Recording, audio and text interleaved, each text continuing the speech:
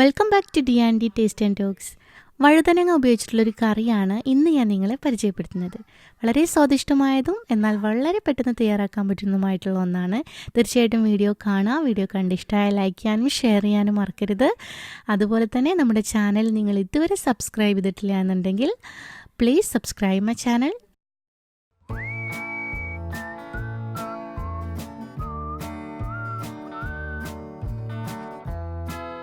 വഴുതനങ്ങ പുളിങ്കറിയാണ് നമ്മൾ തയ്യാറാക്കുന്നത്. അതുകൊണ്ട് ആദ്യം നമുക്ക് പുളിയുടെ പൾപ്പ് തയ്യാറാക്കിയെടുക്കാം. അപ്പോൾ ഞാനൊരു നെല്ലിക്ക വലിപ്പത്തിലുള്ള പുളി എടുത്തിട്ട് അതിലേക്ക് നല്ല തിളച്ചൊരു ഗ്ലാസ് വെള്ളം ഒഴിച്ചിട്ട് മാറ്റി വയ്ക്കുകയാണ്. നമ്മൾ പുളി ഒഴിക്കാൻ സമയമാകുമ്പോഴത്തേക്കും ഇത് നന്നായിട്ട് ഇതിൻ്റെ പൾപ്പൊക്കെ ഇറങ്ങി വന്നിട്ടുണ്ടാവും. അടുത്തതായിട്ട് നമുക്ക് കറിക്ക് ആവശ്യമായിട്ടുള്ള വഴുതനങ്ങ കട്ട് ചെയ്തെടുക്കാം. ഞാൻ റൗണ്ട് ഷേപ്പിലുള്ള മീഡിയം സൈസിലുള്ള 2 വഴുതനങ്ങയാണ് ഇവിടെ എടുത്തിട്ടുള്ളത്. ഇത് നീളത്തിലാണ് കട്ട് ചെയ്തിട്ടുള്ളത്. അപ്പോൾ നിങ്ങൾക്ക് എങ്ങനെ വേണമെങ്കിലും കട്ട് ചെയ്യാം കേട്ടോ. ഇനി ഇതിൻ്റെ കൂടെ ഒരു മീഡിയം സൈസിലുള്ളൊരു തക്കാളി കൂടെ എടുക്കുന്നുണ്ട്. ഈ തക്കാളി ഞാൻ വഴുതനങ്ങ കട്ട് ചെയ്ത പോലെ തന്നെ നീളത്തിലാണ് കട്ട് ചെയ്തെടുക്കുന്നത്.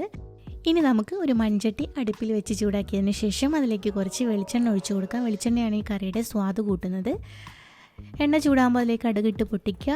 കടുക് പൊട്ടി വരുമ്പോൾ ഏകദേശം ഒരു 1/2 ടീസ്പൂൺ അല്ലെങ്കിൽ 1 ടീസ്പൂൺ വരെ ചെറിയ ജീരകം ചേർത്ത് കൊടുക്കുക. ഇത് മൂത്ത് വരുന്ന സമയത്ത് നമ്മളിതിലേക്ക് കുറച്ച് കറിവേപ്പില, ഒരു 2-3 പച്ചമുളക് കീറിയത്, 2 വെളുത്തുള്ളി തള്ളി നീളത്തിൽ അരിഞ്ഞത്, ഒരു കൈപ്പീടിൽ ഒതുങ്ങാവുന്ന അത്രയും ചെറിയ ഉള്ളി, അതുപോലെ തന്നെ ഒരു വലിയ ഉള്ളിയുടെ 1/4 ഭാഗം ചെറുതായിട്ട് അരിഞ്ഞത്, ഇവയെല്ലാം കൂടെ ചേർത്തിട്ട് നന്നായിട്ടൊന്ന് എണ്ണയിൽ യോജിപ്പിച്ചെടുക്കുക.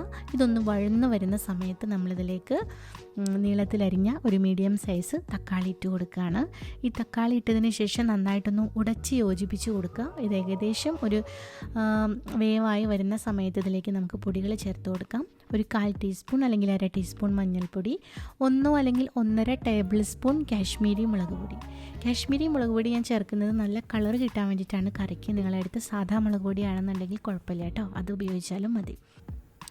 ഇതെല്ലാം കൂടെ വീണ്ടും നന്നായിട്ടൊന്ന് യോജിപ്പിച്ചതിന് ശേഷം നമ്മൾ കട്ട് ചെയ്ത് വെച്ചിട്ടുള്ള വഴുതനങ്ങയാണ് ചേർത്ത് കൊടുക്കുന്നത്. വഴുതനങ്ങ ചേർത്ത് ഒന്ന് ചെറിയ രീതിയിലൊന്ന് മിക്സ് ചെയ്ത് കൊടുക്കുക. വല്ലാതെ ഉടച്ച് മിക്സ് ചെയ്യേണ്ട ആവശ്യമില്ല. എന്നിട്ട് ഒരു അടപ്പ് വെച്ചിട്ട് മൂടി ഒരു 5 മിനിറ്റ് നമ്മളിതിനെ വേവിച്ചെടുക്കണം.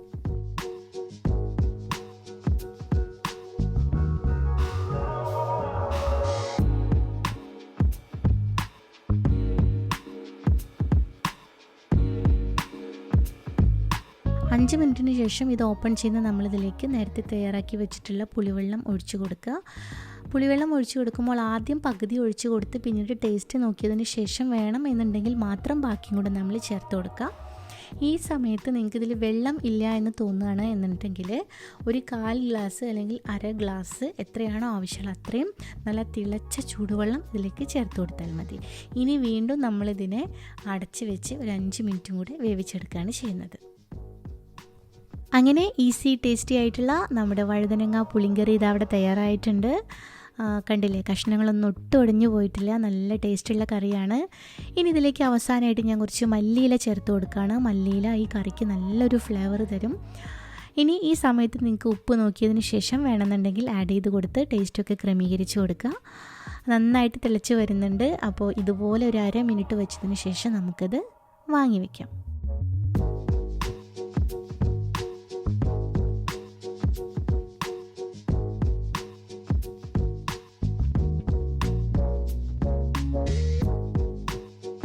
നല്ല ചൂട് ചോറിൻ്റെ കൂടെ നമ്മുടെ വഴുതനങ്ങ പുളിങ്കറി കുറച്ചൊഴിച്ച് ഫിഷ് ഫ്രൈയും ഉള്ളി സുർക്കയും കൂട്ടിയിട്ട് കഴിക്കാൻ പോവാണ്. ഒന്നും പറയാനില്ല, നല്ല ടേസ്റ്റാണ്. ചോറിൻ്റെ കൂടെ കഴിക്കാൻ ബെസ്റ്റാണ് ഈ പുളിങ്കറി. നിങ്ങൾ തീർച്ചയായിട്ടും ഇത് ഉണ്ടാക്കി നോക്കുക. ഉണ്ടാക്കി നോക്കിയതിന് ശേഷം നിങ്ങളുടെ അഭിപ്രായങ്ങളും നിർദ്ദേശങ്ങളും എല്ലാം കമൻറ്റ് ബോക്സിലൂടെ അറിയിക്കുക. അപ്പോൾ മറ്റൊരു ഡിഷുമായിട്ട് മറ്റൊരു എപ്പിസോഡിൽ കാണാം. അതുവരേക്കും നന്ദി, നമസ്കാരം. It's me Shabana.